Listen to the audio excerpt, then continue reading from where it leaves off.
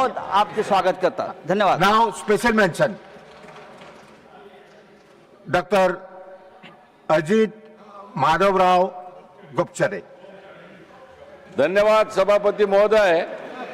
My subject is need to tackle growing myopia epidemic in India.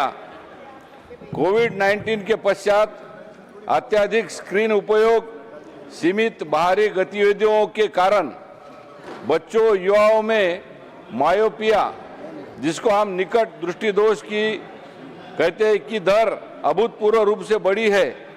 वैश्विक वैज्ञानिक अध्ययनों के अनुसार वर्ष 2050 तक विश्व की लगभग 50% जनसंख्या मायोपिया से प्रभावित हो सकती है, जिनमें से लगभग 10% उच्च मायोपिया से ग्रस्त होंगे।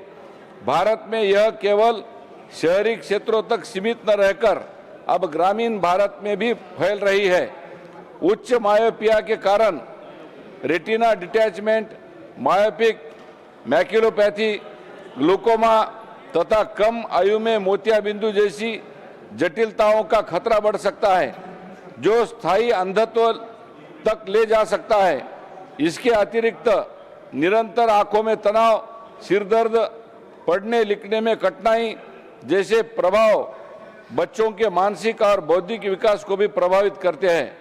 अतः यह अत्यंत आवश्यक है कि विद्यालयों में बच्चों के लिए न्यूनतम 2 घंटे की दैनिक बाहरी खेल गतिविधियां अनिवार्य की जाए।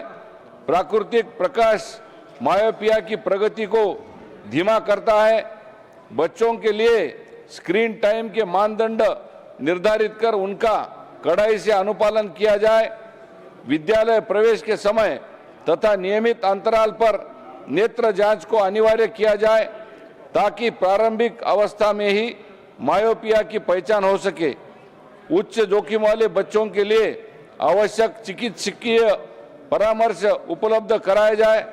विद्यार्थियों के लिए व्यापक जन जागरूकता अभियान चलाया जाए, जिनमें स्वस्थ दृष्टि आदतों, उचित पढ़ने की दूरी, सही प्रकाश व्यवस्था पर बल दिया जाए।